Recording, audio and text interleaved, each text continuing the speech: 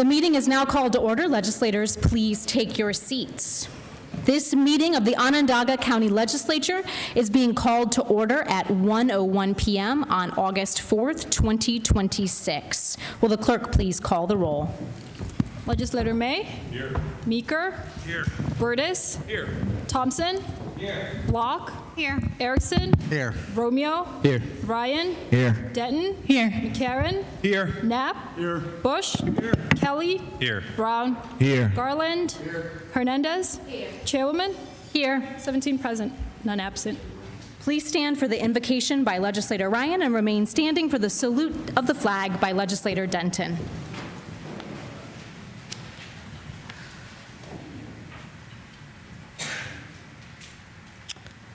God, we thank you for the gift of this day and for the privilege of serving the people of Onondaga County.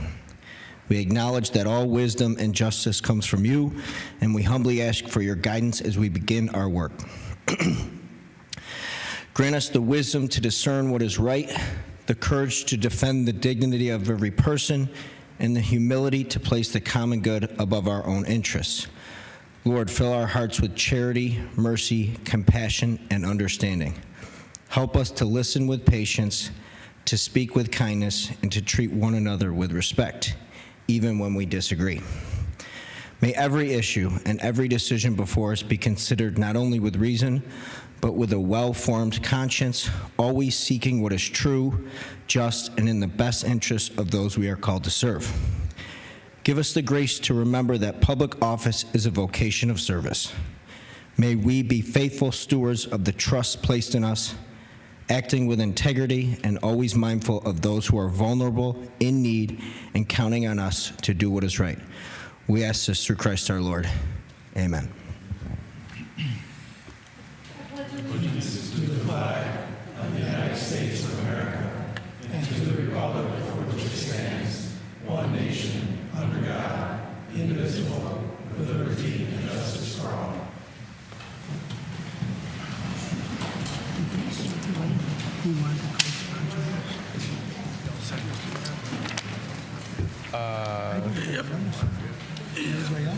No, it all came together last minute. But they put an email out, I think, today for additional. The first order of business is the approval of the minutes from the previous session. Are there any corrections to the previous minutes? Seeing none, the minutes are approved. Are there any communications to be presented? As listed on the agenda. Thank you. Please see the agenda for communications. Are there any speakers for public comment? Yes, as listed. I have two names here, starting with Ellen Mubuk, followed by Micah Orienta. Please come to this microphone at the front and speak directly into it for your public comment. Note that there is a time limit of 3 minutes being set as well.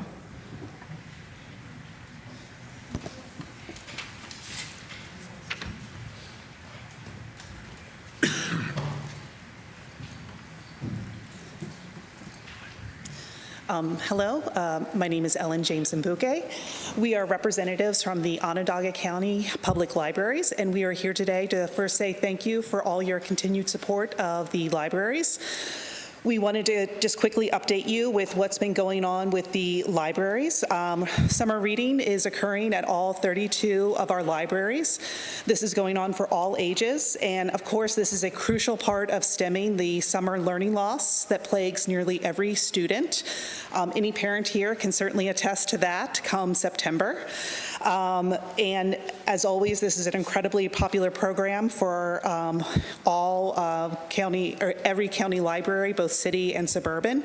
New this year, we've been doing the Reading Dragons trading cards. This has been going on at the city libraries. This was instituted by the Skinny Atlas Library. Then this year, we continue to partner with the Zoo and the Most for programming and offer passes for patrons to visit state and county parks, including the Zoo, the most, the Everson, and more. This is all for free for anybody with a library card. Today, the library is at the downtown farmers market, as they are every week. So afterwards, stop on by, make a button, and get a library card if you don't have one.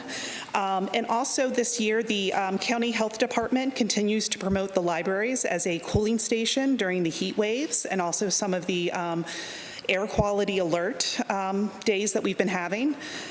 Seeing that we're in nearly every neighborhood and in every area, and we're open almost every day, we're offering to all county residents a safe and secure location to cool down, read a book, use a computer, attend a program, and relax out of the sun. So again, we thank you for your continued support of our county libraries. It's a huge impact for so many families everywhere throughout the city and the county. Thank you. Thank you. Thank you, Ellen, and thank you, Onondaga Public Library, for all the important work you do in our community. Our next speaker is Micah. Good morning, everybody. My name is Micah Orietta, and I am speaking today in support of the resolution on the Good Food New York bill. I serve as the movement building organizer for the Syracuse Onondaga Food Systems Alliance.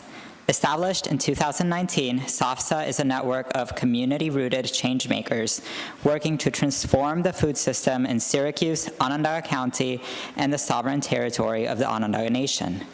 We believe food has the power to bring people together, build equity, and restore balance. That's why we're committed to dismantling barriers and creating a just, sustainable, and interconnected local food system. I'm offering my testimony in support of the resolution on the Good Food New York bill, which calls on the governor to sign the Good Food New York bill into law. Each day, the Syracuse City School District serves 9,500 breakfasts and 11,500 lunches to students in the 5th largest school district in New York State. SOFSA works with and represents residents, farmers, community organizations, businesses, public agencies, institutions, and elected officials. Through our work, we see firsthand how public food procurement decisions shape health outcomes, economic opportunity, labor standards, animal welfare, and environmental sustainability. With hundreds of millions of public taxpayer dollars at stake, procurement decisions significantly shape institutional markets and food systems and must be transformed to deliver measurable public benefit. Municipalities across New York State are currently mandated by our state's outdated and restrictive procurement law to buy food for our public schools, hospitals, senior centers, and shelters, as well as other public agencies, from the lowest responsible bidder. This incentivizes a race to the bottom and comes at a cost to our communities, our earth, and our animals, both in the short and long term. The Good Food New York bill directly responds to this restrictive state law and, once codified, could give municipalities across New York State the option to utilize a uniform procurement framework to guide public food purchasing in accordance with defined standards, including local economic impact, environmental sustainability, workforce standards, animal welfare, nutrition, racial equity, and transparency. By setting measurable criteria and requiring regular reporting on supply chain practices, the legislation would create clearer benchmarks for agency performance and contractor compliance. Standardized data collection and disclosure would improve visibility into supply chains and spending patterns, enabling agency leaders and policymakers to assess whether public dollars advance stated equity, labor, and economic development goals. In practice, this framework would better align procurement practices with New York State's commitment to fair labor standards, increasing local and MWBE purchasing, and building towards long-term regional food system resilience. The Good Food New York bill also advances racial and economic justice. Historically, communities of color, immigrant communities, and small and mid-sized producers have faced significant systemic barriers to accessing public contracts. By requiring data collection and accountability measures, this legislation creates tools to evaluate purchasing patterns and expand access to contracting opportunities for historically underrepresented suppliers. Public procurement should serve as a vehicle for leveraging our massive public purchasing power and sourcing from providers that reflect the values of the communities our public agencies are serving. And this bill provides a pathway towards that goal. Thank you for considering this resolution, and I hope it passes today. Thank you, Micah. Is there anyone else wishing to speak? Seeing none, the public comment period is now closed. The clerk will now begin the calling of the districts, starting with District 8. District 8, Mr. Ryan. Madam Chairwoman, I rise and offer item 1 for consideration. Can the deputy clerk please read the title of item 1? Authorizing the County of Onondaga to act as lead agency for the Canalways Trail Salina Extension Project Phase 1 and Phase 2, PIN 3756.22 and 3757.02 under the State Environmental Quality Review Act, SECRA, determining the classification of Type 1 action, accepting and adopting the negative declaration for the projects, and authorizing the filing, distribution, and publication of the negative declarations. Legislator Ryan.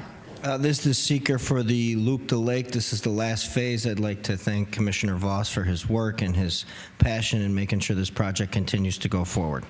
I urge its adoption. Thank you. Is there any discussion? Leader Hernandez. I would like to co-sponsor. Co-sponsor, thank you. Any further discussion? Seeing none, will the clerk please call a short call? Legislative Block, Hernandez, May, Watts. 17 ayes, none opposed. Item 1 is adopted. District 9, Chairwoman Watts. Thank you. I will now relinquish the chair in order to present items 2 through 4. Leader Hernandez, will you please come forward and assume the chair?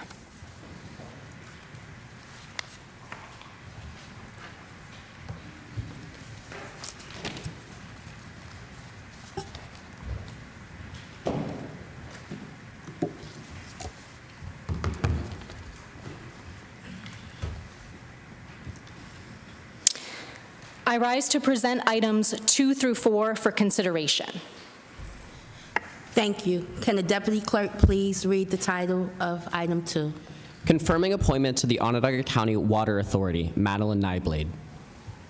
Chairwoman Watts. Yes, this is an appointment for the Aqua Board by Madeline Nyblade, a professor at SUNY ESF that has an expertise in water and is very involved in the ongoing community concerns related to water, and I believe will be an excellent liaison between the upcoming economic opportunity and concerns with our community to ensure that we are keeping our water safe into the future. Thank you. Is there any discussion? Legislator Brown.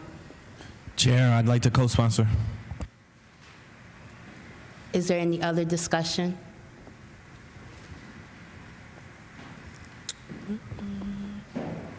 Seeing none, may the clerk please call a short call. Legislative Block, Hernandez, May, Watts. 17 ayes, none opposed.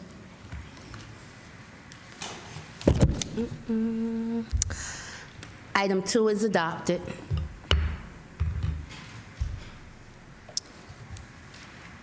Thank you. Item 3. A resolution repealing resolution number 481 of 1980 and creating the Onondaga County Accessibility Council. Chairwoman Watts. Yes, this is replacing a defunct committee that was the Council for the Disabled that went defunct in 1999. We are looking to replace it, updating the language to the nomenclature of today, and bearing in mind all of the experience, insight, information, knowledge, and so forth that has come forth over the last almost 30 years. It's important for us to have person-first language in not only the name of this council, but in all of the issues across our county, and the purpose of this accessibility is to ensure that every person can access services, information, and representation that the county is to provide. Thank you. Is there any discussion? Legislator Block. Thank you. I have to admit it's surprising to stand here today talking about a council that dissolved nearly 30 years ago. To resurrect this conversation today is to acknowledge how vastly our world has transformed. Over the last 3 decades, technology has completely reshaped how we communicate, access information, and navigate our surroundings. At the same time, our language has evolved to be more inclusive and person-first while dismantling historical stigmas. Medical advancements have also expanded, bringing new diagnoses and better treatments to manage them.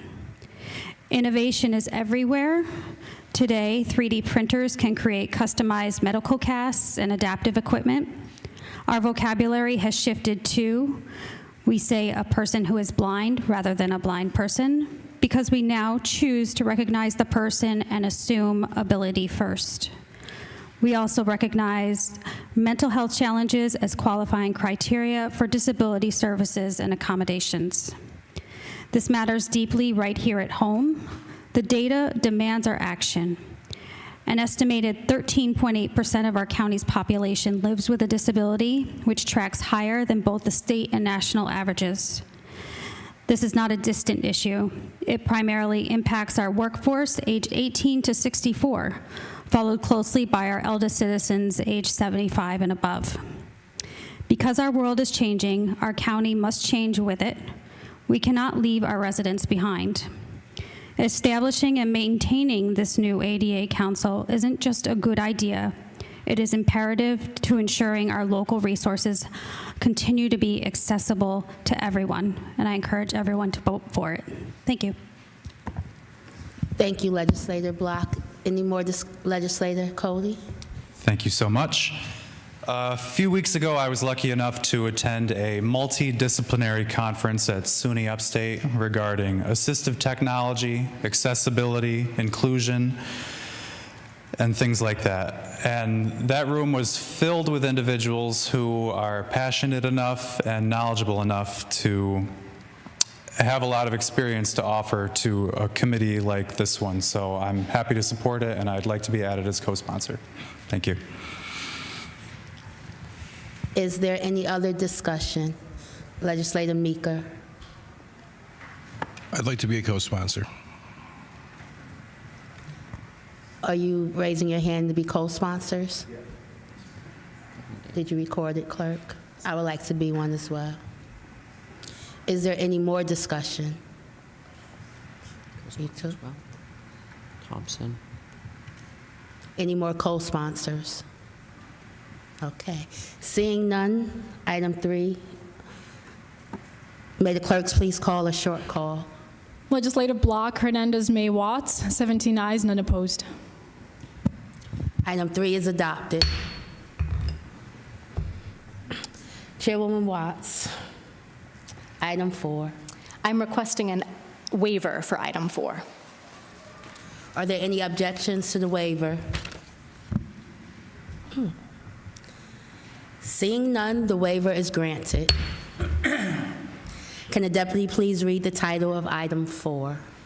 Authorization for Onondaga County Legislature to retain counsel, commence litigation against the County Board of Elections, and take actions necessary or convenient related to term limits local law. Chairwoman Watts. Yes. Today we're reviewing a resolution that allows us to initiate legal action regarding a legally transmitted local law.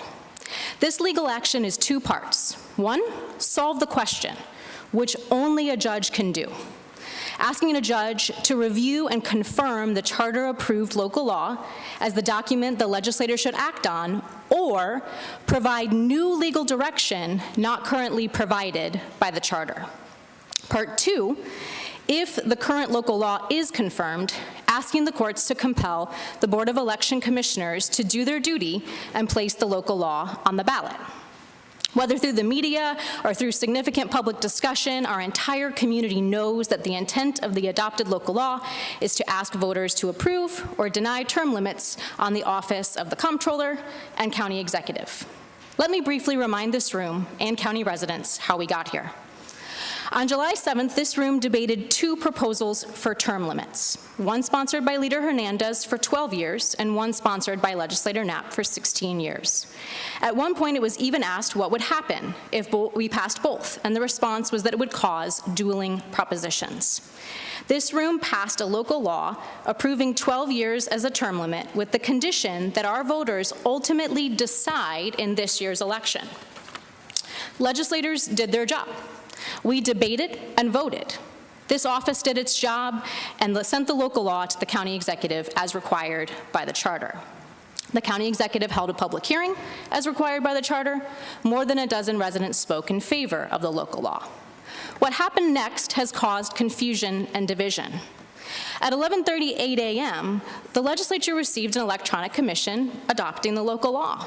The office did not question, but was relieved, elated even, believing the county executive had heard the overwhelming call from voters in support of a referendum they can vote on. It meant we could move forward on to other matters of the legislature. We began to write a public statement thanking voters and the county executive for his partnership. We confirmed receipt and recorded the local law as required by the charter. And then at 11:57 a.m., everything changed. A second transmittal arrived, attempting to veto the same local law. This was not only unprecedented, it was unchartered. The local law had already been received and recorded. To confuse matters even further, at 12:15 p.m., a representative from county law physically delivered 2 sealed envelopes containing wet ink signatures for both transmittals. This was not a mistake of the legislature's doing.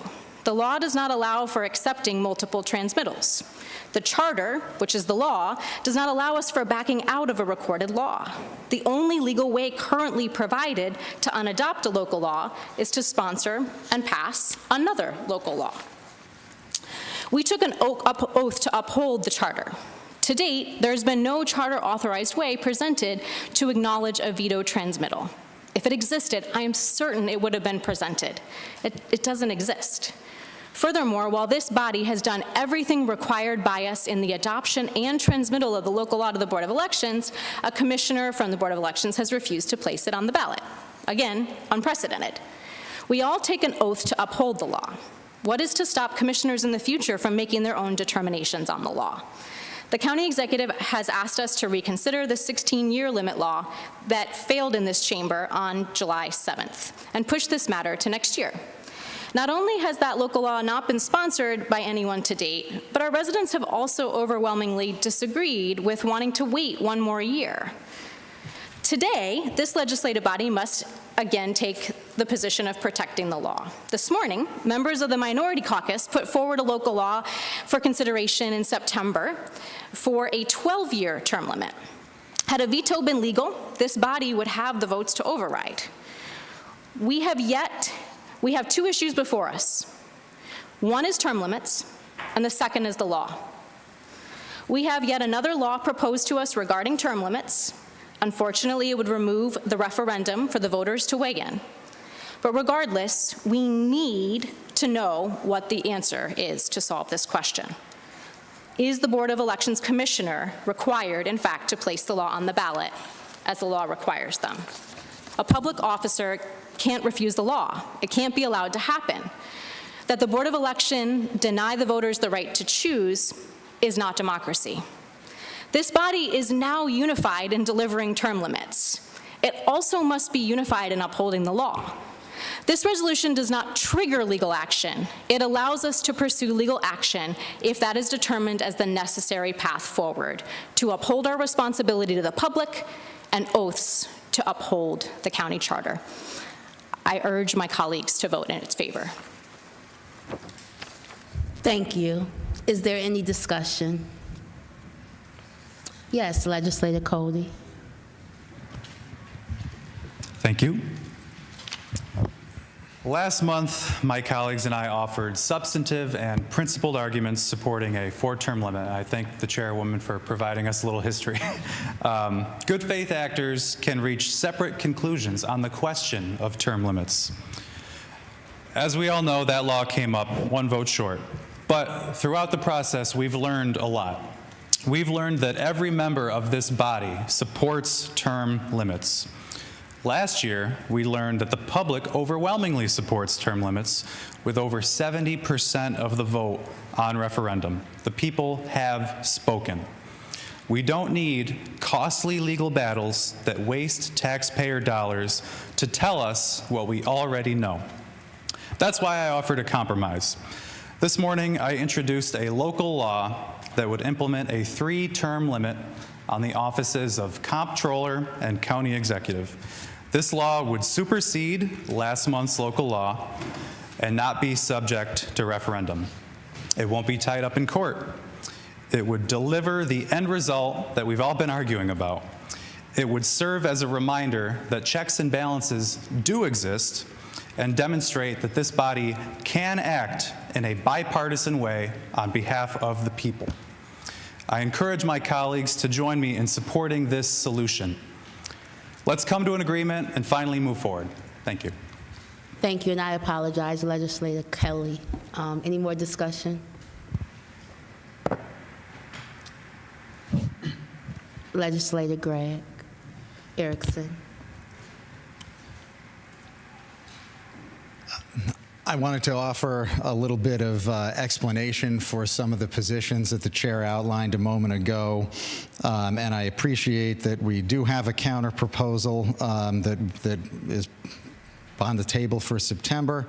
As an initial reaction, I am less inclined to support something that would, as this counter proposal does not involve the people voting on this on their ballot. I think voters are excited to vote on term limits themselves and to put it on the ballot. It is also my understanding that that the counter proposal is something that would be done by local law as opposed to a voter referendum. Local law is a little easier to undo than something that has been approved by the voters, but that can be for us to consider next month. As for the resolution that's in front of us and the authorization that's in front of us, I wanted to underscore a couple of points. And primarily to talk about the acts that got us here, and to define them as, in my opinion, these are ministerial acts, these are administrative acts. And what is that? A ministerial act is something that a government official does. A lot of the times it comes up when paperwork is being processed, as it was here. And in ministerial acts, the folks who are processing the paperwork are not allowed to inject opinion, context, feelings, anything like that into what they are doing.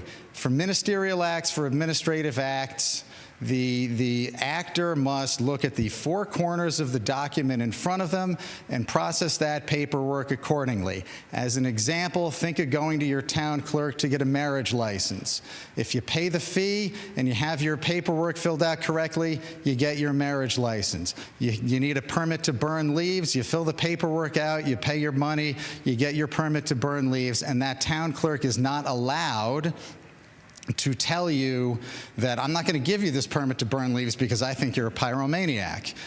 They're not allowed to inject their opinion and to make a different choice. That is what I believe happened here, and I think the closest analogy to this situation that folks might be aware of is Kim Davis, who was I think she was a county clerk in Kentucky, who refused to issue marriage licenses to gay couples and got in a fair amount of legal hot water over that. That is the kind of administrative act that I would compare to what happened here.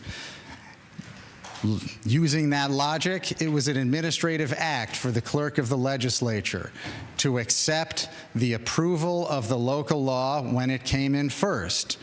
It is an administrative act for the Board of Elections to take that approval as it entered the legislative clerk's office, the Board of Elections. It's an administrative act for them to accept those papers, process them, and put them on the ballot. That is what this case is, that is what this situation is about. Unfortunately, that means that there is one person who can most easily clarify this, one person who can end this and solve this situation, and that is the Republican Elections Commissioner, who I believe is free to change his mind at any time and put this on the ballot. There are limits to what this body can do to solve this problem. This problem was not created by this legislature. This problem was created by the county executive's office and by the Board of Elections. Authorizing us to go to court that is the way and that is the tool that this body has to address a chaotic situation. But if we all agree that it should be 12 years If we all agree that that's something that people are interested in and excited about, there's one very easy solution to that. But until we get there, I think it's important that the legislature have every tool at its disposal. This would not, as it has been said, this would not trigger immediate legal action. It would only authorize us to proceed. We should have every tool at our disposal to be able to address this chaotic situation as it was dropped on our lap. Thank you. Thank you. Legislator Brown. Thank you, Chair. Thank you, Chairwoman, for bringing this item to the floor. This discussion has been ongoing for, in my opinion, what I think is far too long.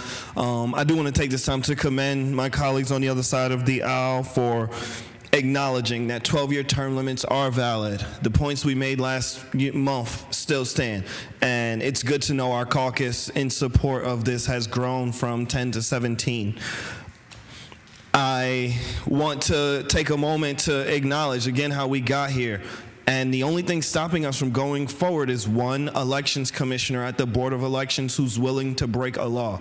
The conversation around term limits has been around, will the legislature work with the executive, or will the Democrats work with the Republicans, when the conversation should be around can. We've been told on the advice of counsel that we only have one choice once the mistake was made. Yes, a mistake was made. However, we don't get to break the law to overturn that mistake. And our only option was to proceed with the transmittal, just like the Board of Elections Commissioner only had one option, and that option was to place it on the ballot. Hopefully, once this vote passes, I'm urging my colleagues to support this legislation. Should it pass, we will have the option to litigate, but hopefully we won't need to, because that Board of Elections Commissioner will realize that they're, fighting on an island alone, because everyone in this community, everyone in this body at least, is in favor of 12-year term limits. And the only difference between what was proposed and what's at the Elections Commissioner's desk right now, the only difference in my eyes is that one allows the voters to have input and one does not. It's really important to me that the voters have input. I think that democracy is stronger when we bring more people into the process. What's at the Elections Commissioner's desk right now will bring more people into the process. All of the points made are valid as to why term limits are strong for democracy. The difference between 16 and 14 years isn't worth fighting for. However, whether or not an elections commissioner can, of their own volition, change the law, that is definitely worth fighting for. And I'm glad that, we're considering legal options to fight for that. I don't think the elections commissioner should break the law, but as long as he is doing it, this is our only tool to fight that. And I urge my colleagues to support that, because we can't let one, ministerial agency block a law that was passed by the county legislature. So I urge my colleagues to support item 4 and urge its adoption. Thank you. Thank you. Is there any more discussion? I'll ask one more time. Is there any more discussion? Seeing none, would the clerks call a long call?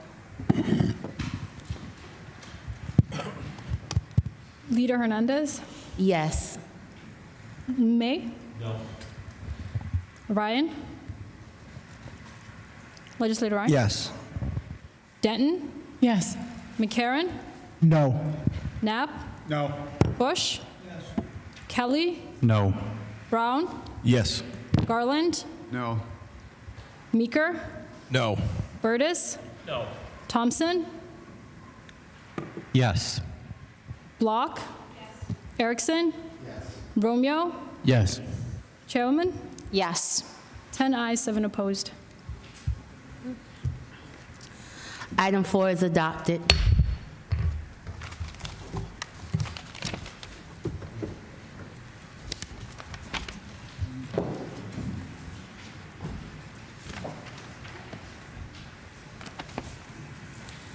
District 10, Ms. Denton. None.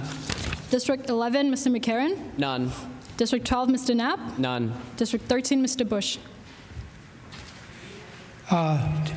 Chairwoman, I propose item 5 for the legislature's consideration. Thank you. Can the deputy clerk please read the title of item 5? Authorizing the transfer of the traffic control signal located at Gillespie Avenue and West Genesee Street in the town of Camillus from the town of Camillus to the county of Onondaga pursuant to Section 10 of the Municipal Home Rule Law for purposes of repairing same.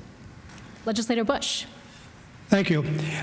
This traffic control device or traffic signal is currently owned by the town of Camillus, and Onondaga County is willing to assume maintenance and ownership of this and upgrade the device.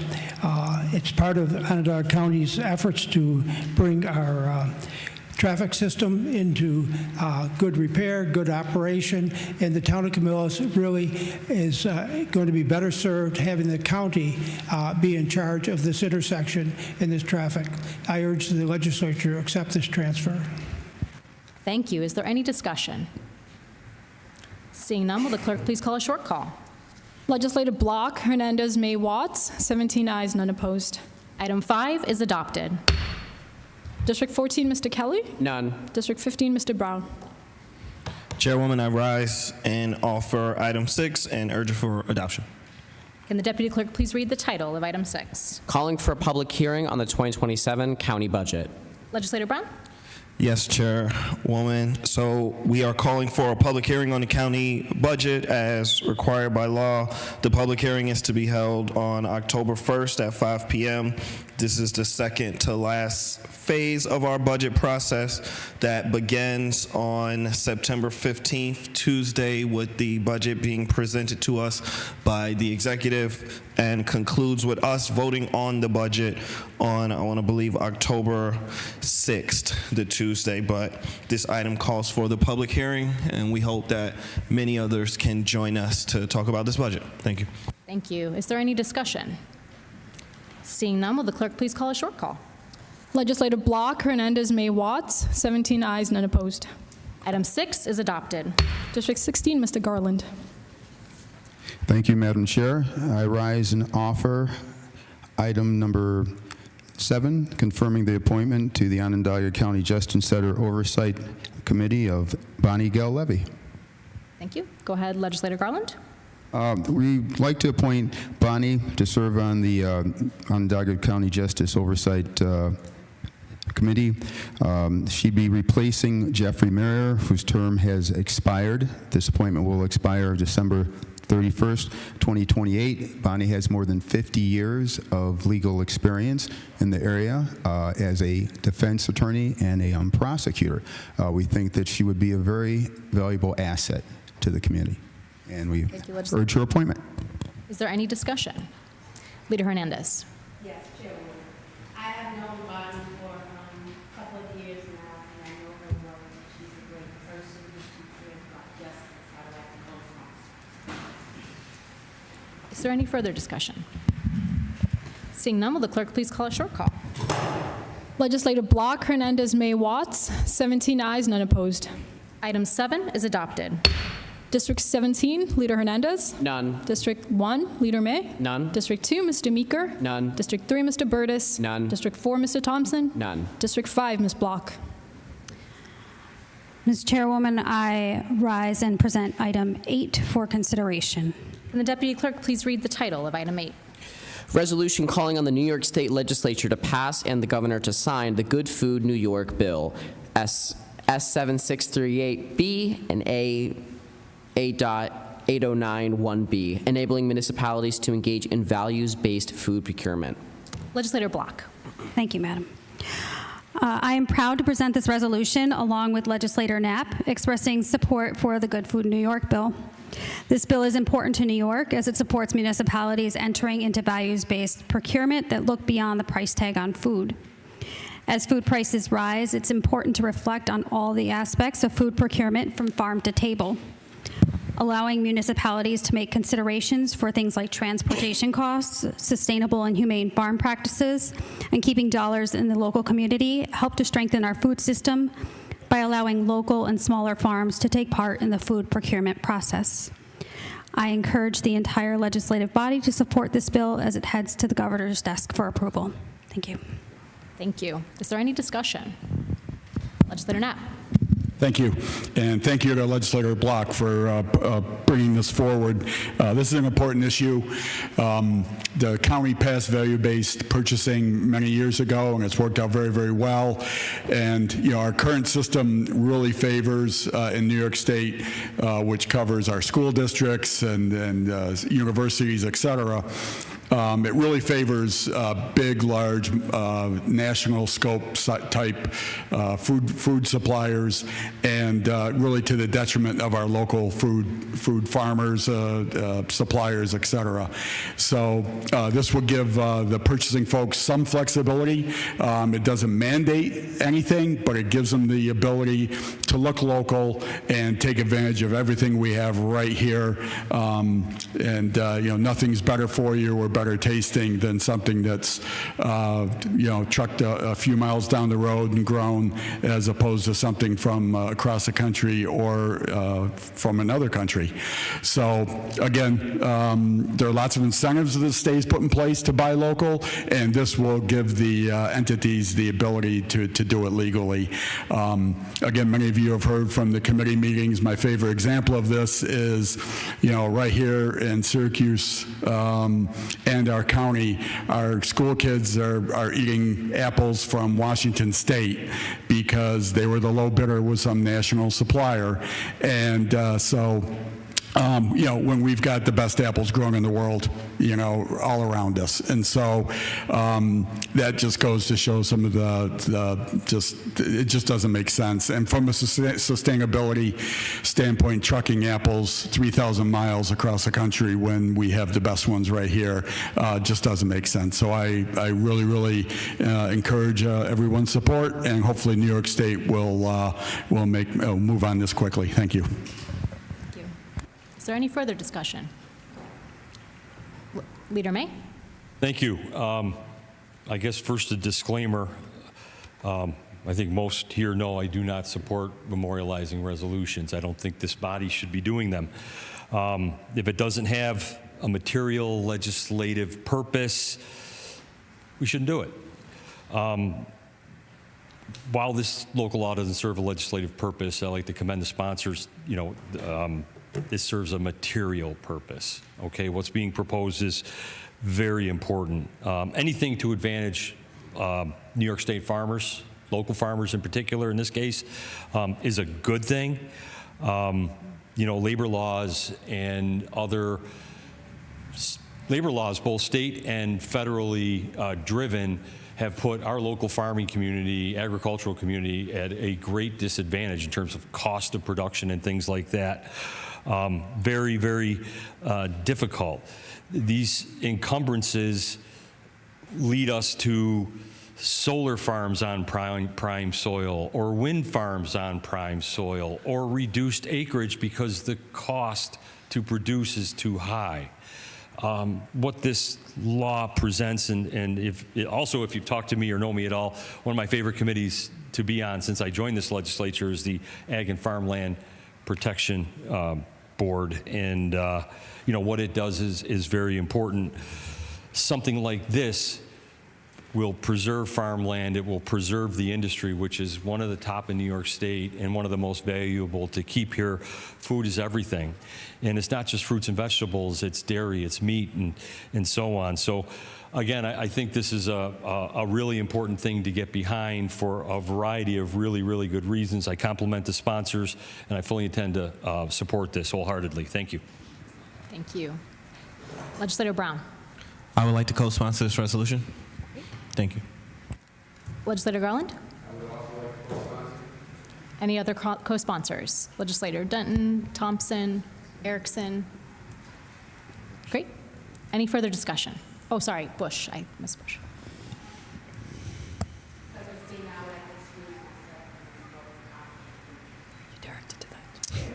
The chair recognizes this request. Leader Hernandez is excused from voting on item 5.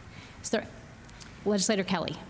Thank you, Chairwoman. Just as a point of clarification, I'd be much more comfortable with this vote if I knew exactly how many days we had until the Lafayette Apple Festival.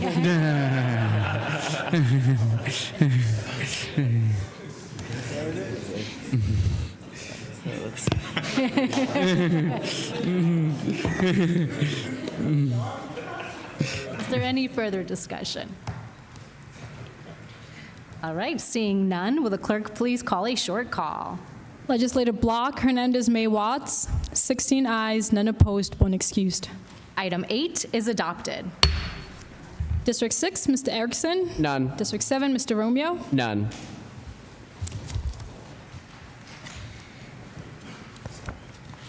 There is no unfinished business from the previous meeting on the agenda and no announcement from the chair. Leader Hernandez, will you please make a motion to adjourn?